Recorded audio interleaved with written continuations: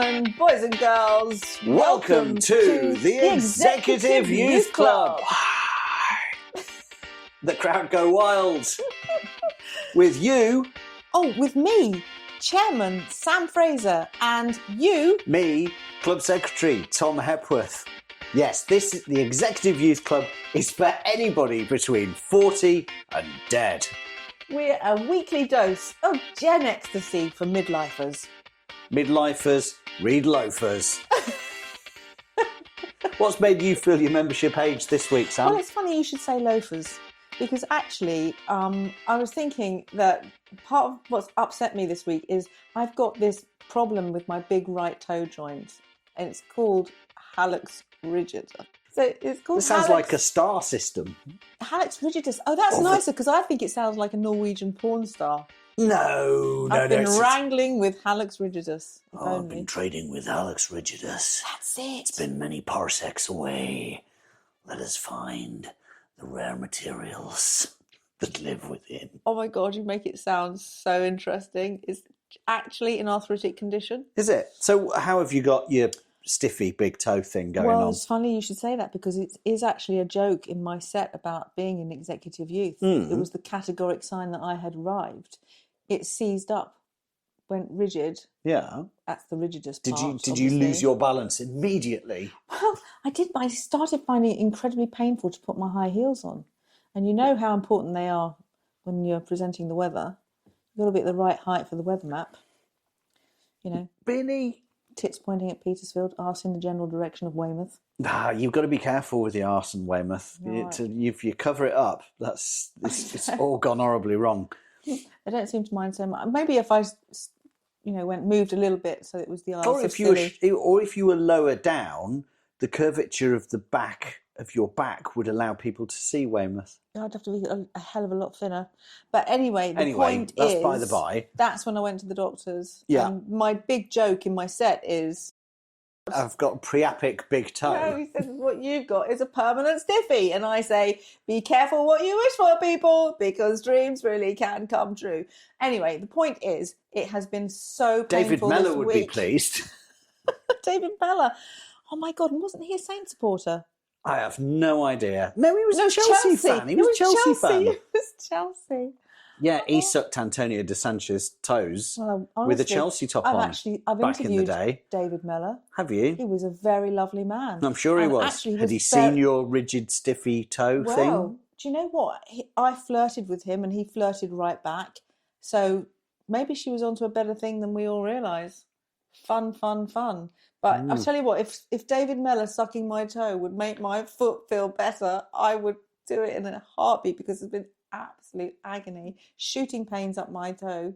And and it's throbbing like you wouldn't believe. I've got horrible images in my head now. This is not a good way to start off a podcast. No, just the whole thing. The whole thing. It's funny how you can find somebody you 30 years ago would have found desperately unattractive. Do you find him attractive now? Well, look, it was over the radio, so I didn't see him. And I'm sure that if I'd seen him, it would have been a very different story. But as a personality, he was very attractive, unexpectedly attractive. Well, he was punching with Antonio de Sancha. Well, I'm wondering if he was. I mean, one just doesn't know, does one? One doesn't know, Sam. And actually, so how have you? So you've got a dodgy toe dodgy stiffy. Toe. That's really my stiffy has been so painful. And then I even looked it up on Chat GPT. Because that is the font of all truth, obviously. I just wanted to say, why am I suddenly getting these shooting pains up the outside? I have got hallux rigidus, and it said it could be gout. Which I thought was something like it's a bit Henry VIII, isn't it? God, you like it, Tudor, or Tudor? What do you mean? I don't like everything the Tudors did. No, Henry VIII was an absolute dick. Yeah, well, he had gout. And he deserved gout, quite frankly, with how he treated his wives. This is what I want to know. I want to know, it's obviously degenerating, right? Yeah, like your speech. Well, there's a reason for that. Which is much clearer to me than the reason I'm getting shooting pains in my right toe. So have you got gout? I don't know. Oh God! I don't know. It's little crystals, isn't it, in the bloodstream that cause problems. Is it urea? I think it's uric acid. Yeah, it's little crystals of uric acid. Yeah. Yeah. So if you could sort of distill and then bake it would be that. I don't want to think about Maybe. that. Anyway, that is what's really upset me this week, and Does look weird. Thanks. Oh God! Don't look at my feet. It's not good. I don't like feet generally. No, well, you won't They're want just not my thing. You won't want to look me up on OnlyFans. The whole David Mellor thing was just like, oh God. And was he a toe sucker? Because I thought that was Johnny Bryant and Sarah Ferguson, another toe sucking scandal. I think Mellor did it. Are you sure? I'm pretty sure he did. God, I don't remember that. I just remember the Chelsea, or as I've re-remembered it, the Saints football strip. It was Chelsea. Speaking of toes, though, I do think Phil and Grant Mitchell off EastEnders just remind me of toes. Two big toes. Yeah. So I call my left one Phil and my right one Grant. Do you? Yeah. Oh, I love that for Do you not speak to your big toes? No, I don't. You have a word with your right big toe. Listen, sunshine, if you don't pack it in and stop getting rigidus haduxus or whatever it's called. Hallux. I'll torch the garage. And all those who are in it. I tell you what, my toes would go up in flames because they're quite hairy. Blonde hairs. Bit hobbity though, right? I have no idea. No, stop. Can we move on from feet, please? Okay, I'm very happy to. I mean, they do a job. Don't get me wrong. I appreciate what they do, but let's not dwell on them too much. You asked me what made me feel my membership. Okay, I did, yes. And I'm just telling you. And it's about my toe, and that's the story. What do you call it? I don't call it anything. I try not to look Phil. at it. I don't engage as far as I possibly can. Okay. Anyway, what's made you feel your executive youth? This is boring in comparison, quite frankly, so we'll gloss over it very quickly. I sharpened my chainsaw today, and it was really, really difficult because you have to have a file and you have to look at all the links and all the... It's just complicated. So I read the instructions, didn't understand them, and I thought I've read an entire instruction booklet and not yet fully understood it. And that's not like you because you've known the whole Reader's Digest I DIY at home. I felt less of a man. I can understand that. So I had to watch... You look less of a man, if I might say. Fuck off. So I looked at some instructional YouTube videos and some good friends of mine. Did that help? Yeah, it did. Some very chipper friends from the Midwest instructed me in great detail what to do, and I did it, and I've done it, and I think what I'd done when I'd sharpened it in the past, I was actually blunting it and not good, but I've done a really good job this time around. Okay, surely, I mean, that's quite different, isn't it? Blunting it to sharpening it. Yeah, I wasn't sharpening it correctly, but now I'm pretty confident in my chain sharpening skills. And what have you been chopping up with it? Wood. Chainsawing. Oh, I know. It's oak, specifically. And when you chop up the wood, is it for your personal use? Yeah. Yeah. Yeah, don't give it away. I know, but what are you heating? The house. With in what? the winter. Oh, there goes the door. With oak. Okay. So you burn the oak. Seasoned oak, yeah, needs 2 years. But yeah, so that's how I felt my membership age this week. And how has it left you feeling? You're masculine? No, I would like to think weakened? I've perfected. I think through all parts of growth, you go through a little dip, and then you learn, and then you grow from it. Okay. So initial pain, and now gain. And what about you? What about your back and all the, your muscles? Does that hurt? I think I slept in a draft, but maybe that's a myth. I don't know. Well, not that I slept in a draft, but I slept in a draft, and my neck hurt last week, and it's migrated towards my back. And I know you've said, why don't you get your Aaron, my physio, your physio, Alan, to sort it out? But Aaron, not Alan. Aaron. I don't meet a lot of people called Alan, do you? I know Not quite a few people called Alan. Yeah, I know a few older people, but I'm just thinking about Aaron. He's 29. Aaron. Or Aaron. Alain. No, he's Arun. Okay. Like the river. Is there a river? Yeah. Isn't that Arran? No, the River Arun in Sussex. Arun. Oh, like it's in Arundel. Oh, yeah. Do you know what, Tom? I didn't know that was a river. Isn't that shocking? That's what? Really? Yep. What's your favourite river? The Thames. Oh, God's sake, the that's only- such a cop-out. It's Seriously. the one I grew up near. All right, give me 2 of the rivers The Severn. that you like. The Trent. I despair. The Test. All right, okay, I'll let you have that. Sorry, why are we talking about rivers? I detected a weakness and I went for it. Yeah, you're like a lion and I'm a gazelle. No. The limp one at the back I doubt that very much. with arthritis. Even the gazelle's With a got hallux stiff rigidus. We've had some mail because we have and it was a day of national celebration when it arrived actually. But you may remember that I've been making various batches of dishwasher vodka, some more successful than others. Some had names. So the clove drop dishwasher vodka was called Nantwich because it was so full of chemicals, it made you Nantwich. We love that. And then we had Parma Violence, which was quite a nice take on Parma Violets, obviously. But can you not point your toe in my general direction? Just put your socks back on. I find it offensive. Sorry. Actually, that's not a Gen X thing, is it? My own house. Do what you will with your toes. I will. Thanks. I won't be snowflakey honestly, about. I'm not being funny or anything, but there are men who would pay good money to see my toes, dangling over the sofa. Well, there you go. Business plan. Well, right there. It may come to that. Sorry, you've derailed my. I didn't start it. Just pointing that out.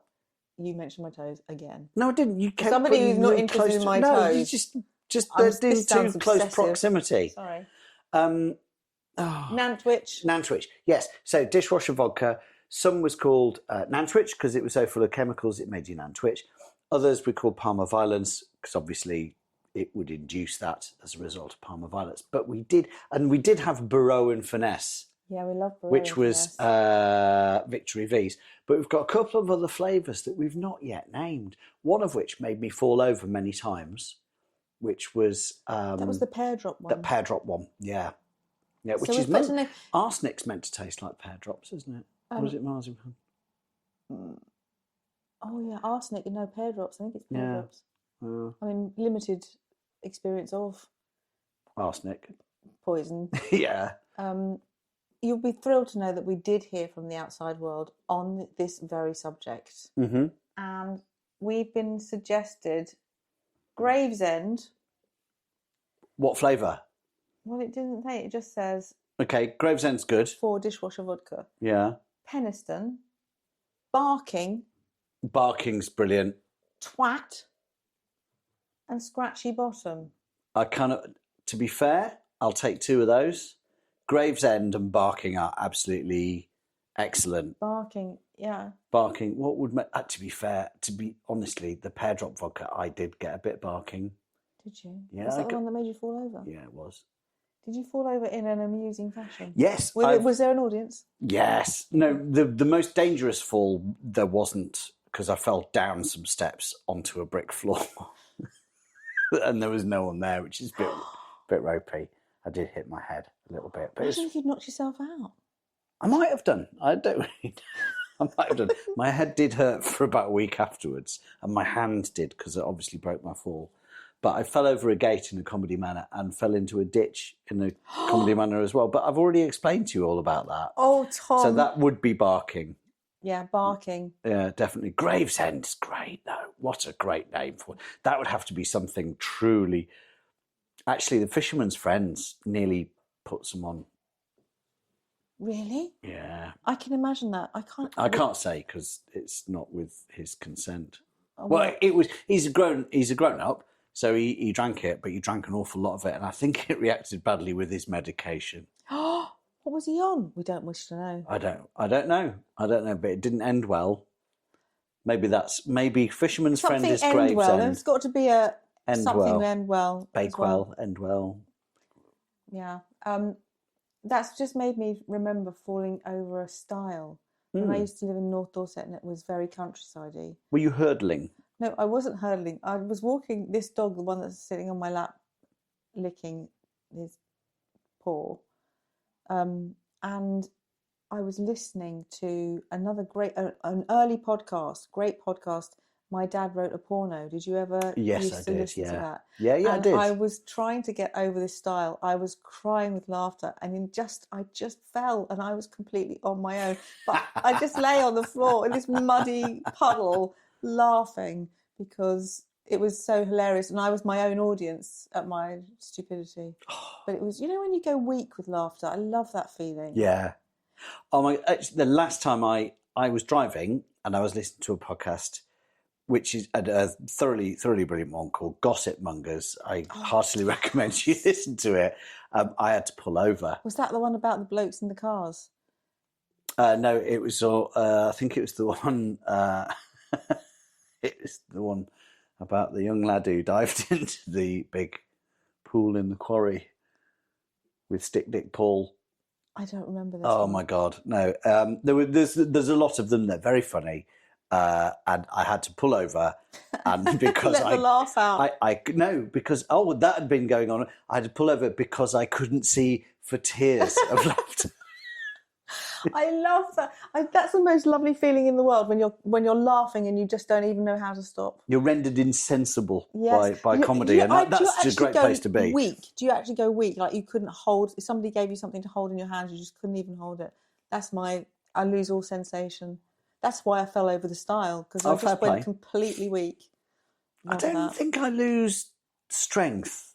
I think I just become very giddy.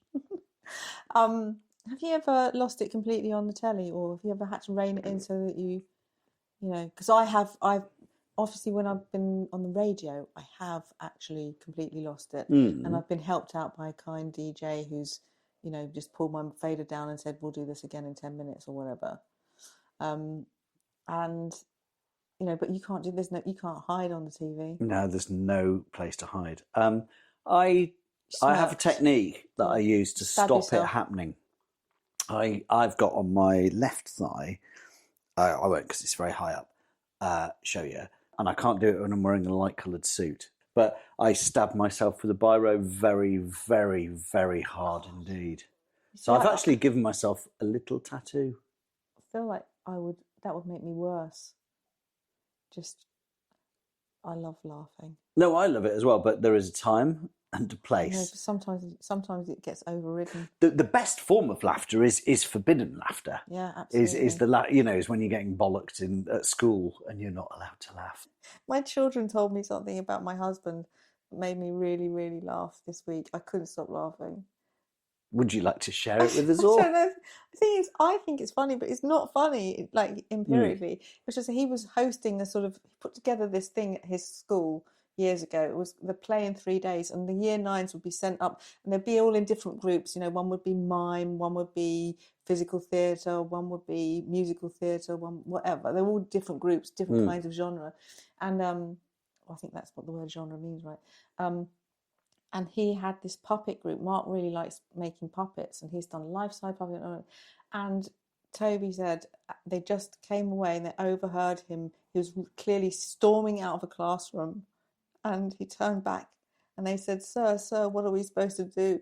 And he just said, just make puppets.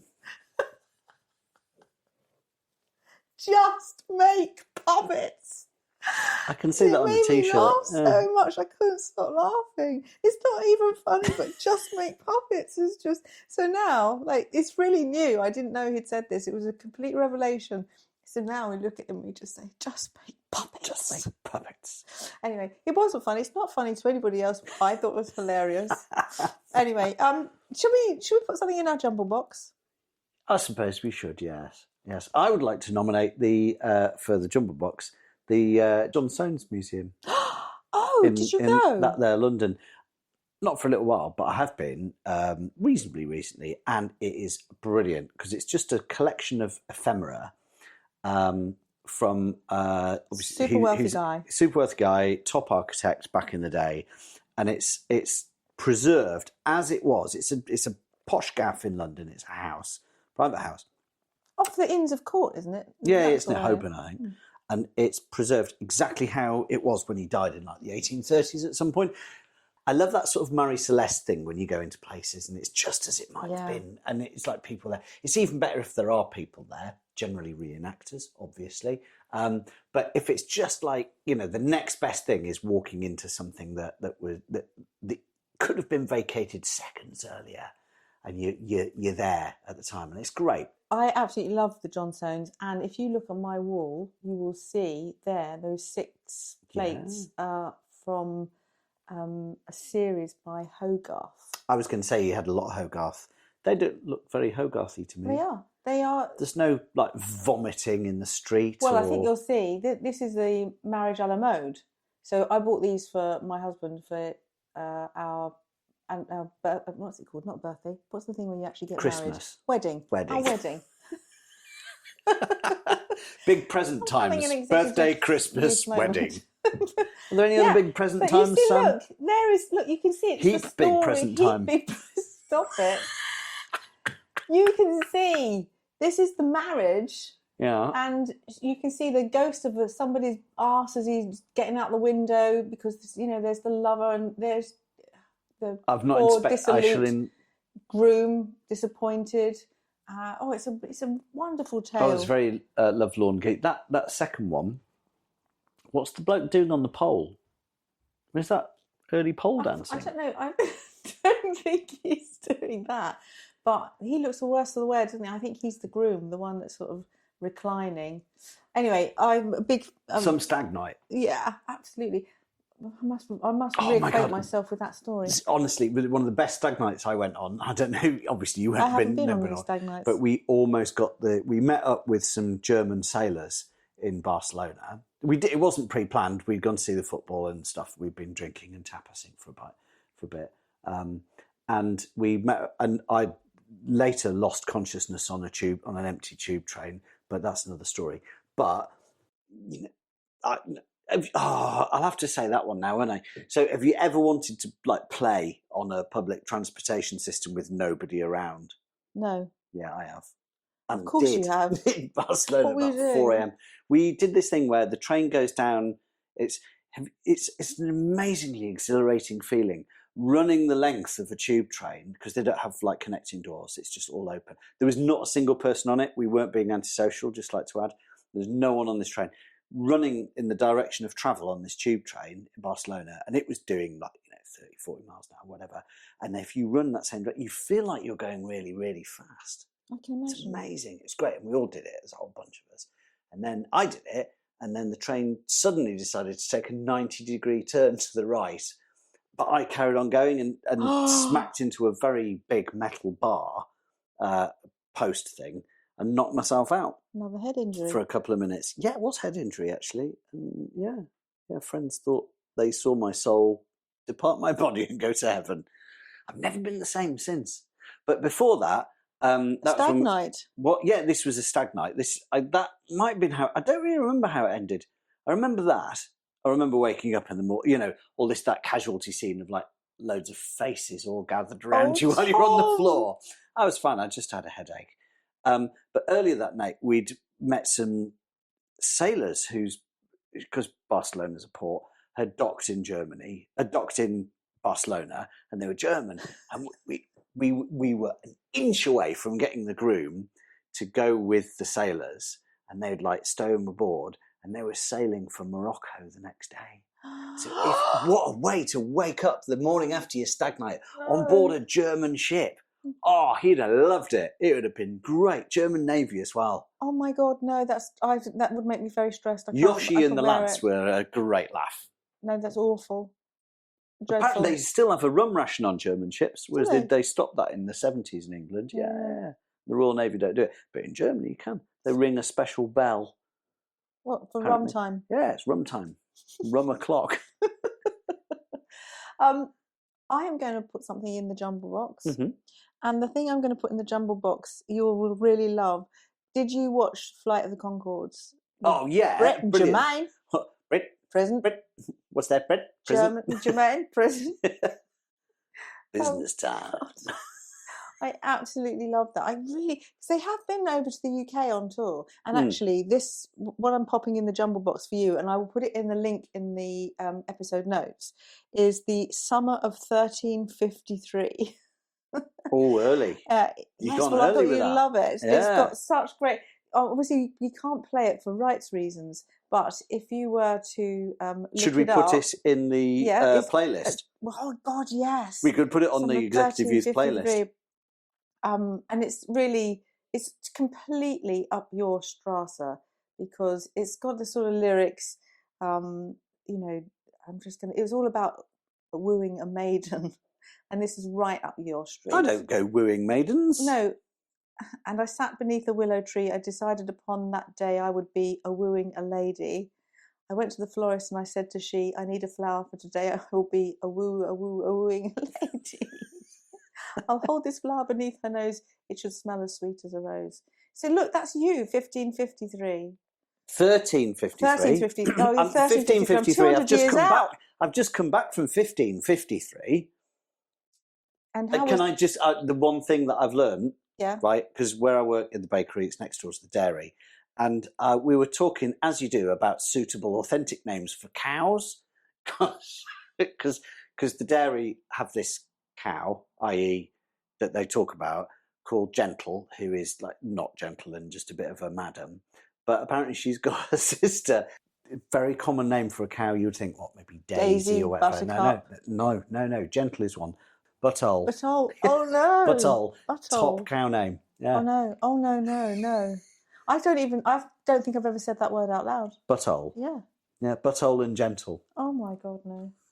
Oh no. I learnt that. Gentle. In 1553. Well, this is 1353, and it's by Flight of the Conchords. You will absolutely love it. He has his hair cut. He ends up looking like He-Man, with the emphasis. He-Man has this very same haircut. He-Man, double masculine He-Man. Yeah.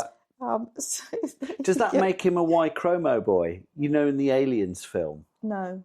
Where they're... I've never watched that. Oh, it's really good. Oh no, it's not. If it's nothing that can happen in real life, I'm not interested. But it might happen in real life. Oh, I'm not going. I'd rather see the Odysseus. The Christopher Nolan film. Oh, yeah. Is it Odysseus? Odysseus. That's Odyssey, isn't it? Oh, yes, might be. That's all believable, isn't it? Well, Scylla and Charybdis. I did epic That's poetry. mine. I know it is. It's in your Thomas Beckett. Yeah. Mug. I've still got coffee in that. I did epic poetry, Greek epic. I know it's Epic. all written in dactylic hexameter. Nice. Yeah, that's all. That's what's wrong with your toe, isn't it? I've definitely got dactylic feet. Anyway, so that's me. That's me for the Jumble Box. Can I just say another thing from 1553? So this year, a guy came and his job was pie maker. And he made some really good pies. But there's a picture of me with a pie that was made specially for me. I've seen this picture. I know the very one you're talking about, and so it looks you look a bit jaundiced. What? I mean, or what the do you pie. mean? Well, no, the pie looks a bit jaundiced. It was delish. Yeah, I mean, he made a lot of pies. It also looks in the picture, it looks a bit like a hat. I can't. That's just like an old-fashioned sort of pie, basically. What's in it? Well, that's the question. Guess what's in my pie? Oh my God! This is going to be another long-running feature on the Executive Youth Club. Is it some kind of innards? Was this edible? Yeah, I ate it. Well, not all of it. Oh, but I did eat. Did you leave? The bones. Crust? Oh, bones. Yeah, there were small bones in it. Was it a songbird? Well, I don't know. I think people should guess. Okay. Guess. What's in Tom's pie? It needs a little music, doesn't it? Yes. Perhaps you could find some music. I'll make some up. When will you tell me what's in your pie? Or I will at another episode. Oh, I've got to wait. Yeah. With everyone else? Oh, well, I need people to come up with some suggestions. What do you think might be in it? What do I think? I think a missel thrush. Okay. And the beating heart of a, I don't know. Swan. An owl. An owl. An owl. Everybody thinks owls are really clever, don't they? Are they? I don't think they are. I think they're pretty stupid. think they're good hunters, but I don't think they're like, they've got good bird IQ necessarily. I Like, know. they're not as clever as a crow. No, crows are very clever. Yeah. What about seagulls? Because this time of year, there are a lot of adolescent seagulls strutting around, and they're kind of looking for the off license, and they've got an attitude. They have, yeah. Saw one. Well, I was driving down my road. It stood in the middle of the road, like looking around, like, who do you think you are? On its phone. Would not move. Yeah. Looked up. Yeah, give us a minute. I'm on Deliveroo. Attitude, whoa. Yeah, I was really serious. Adolescent seagull, I've had enough. But yeah, so yeah, birds. We're back to birds again. Yeah, how did we get here? Because I think it might be in your pie. Maybe seagulls would be a good thing to be in a pie because they're quite big. Yeah, I don't think on there's a an awful lot seagull. of meat on a seagull, is Do there? you not think? No. Do you remember that one that was in the news story in Weymouth? It was going into a little newsagents and taking a bag of crisps. Yes! It was. Yes, it only chose salt and vinegar as well. Yeah, but that's because it was the nearest packet. No, I think that was because of its like marine heritage of living in the sea. It liked the salt. Yeah. I'm sure that wasn't the reason. I think it chose. It walked straight past the prawn cocktail, and you'd think naturally a seagull would go for seafood, wouldn't you? Well, there's a seagull in my garden likes the cat food. Really? I can't put cat food outside now because the seagull can't. And it sits on the top. You should stop smearing it all over your doors. It's not. I know you like hedgehogs, but waiting for me to smear it. No, Tom. God, what a horrible image! it is not nice. I've got a whole Bobby Sands thing going on. It's a dirty cat food protest. Dirty protest.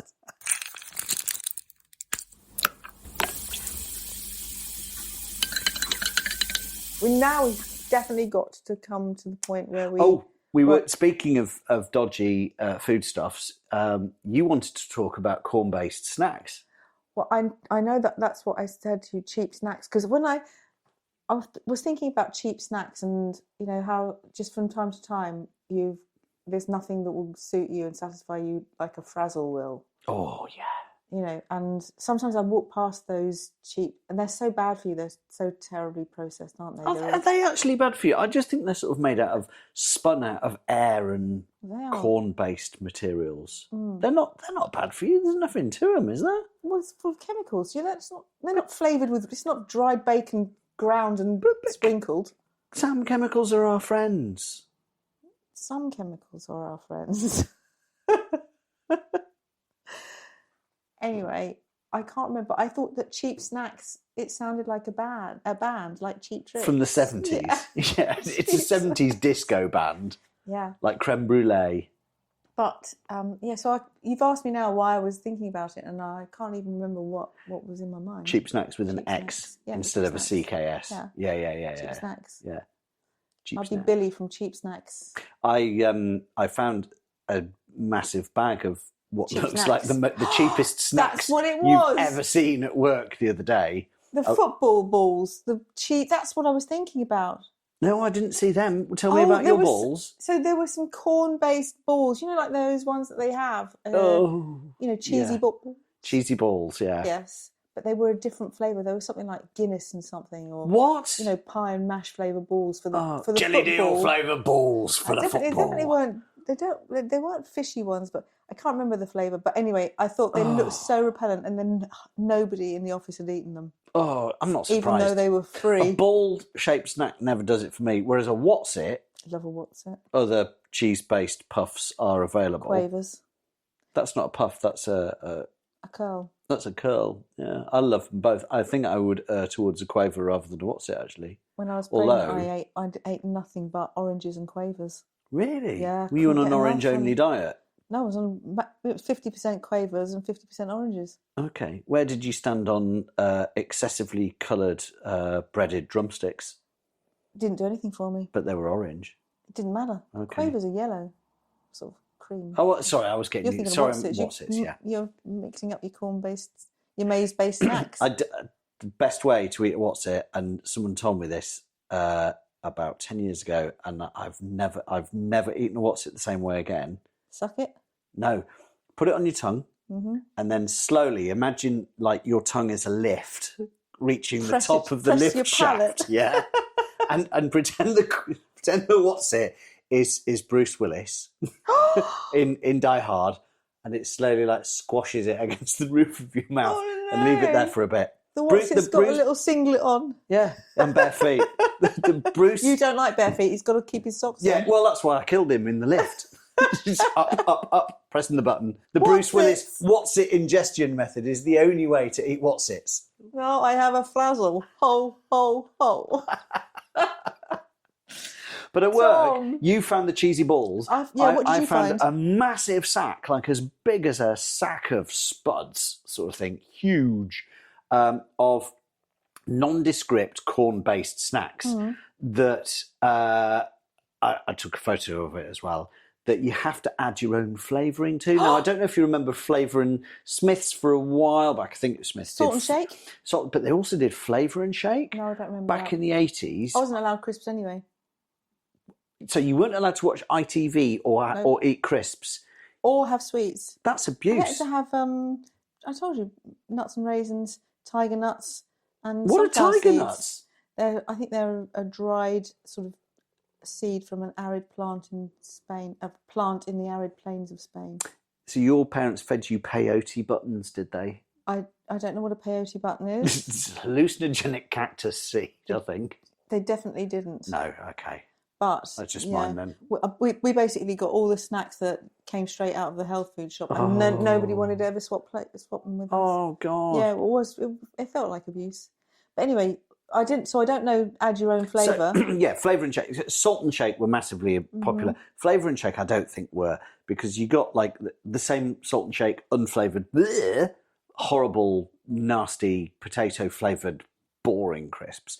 But you also got a little sachet of like prawn, like super. I think this is why it never caught on, because the sachets, instead of a sachet of salt, you get a sachet of pure chemicals that were either massively strong monosodium glutamate with mind-bendingly powerful levels of cheese and onion or prawn cocktail or whatever, and you, like with a salt and shake, you put them in. But obviously, being normal children, you would open up the flavour packet and just bosh the whole packet of intense flavourings.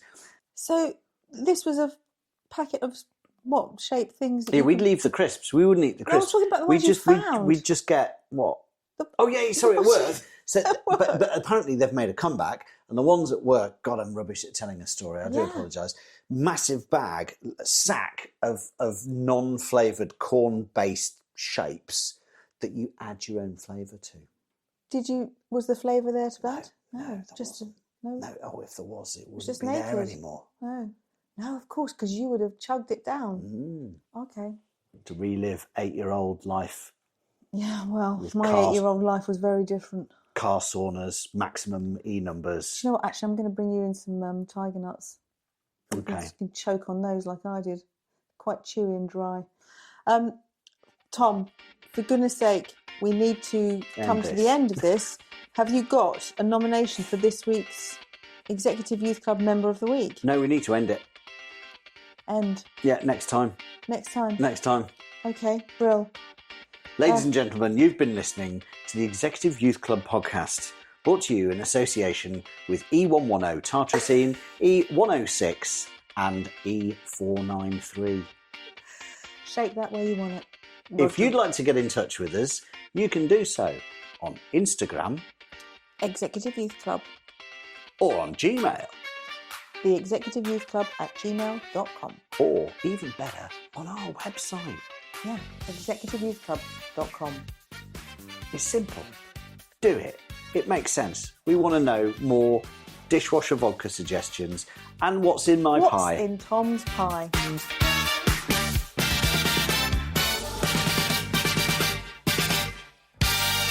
Over and out. Pip pip.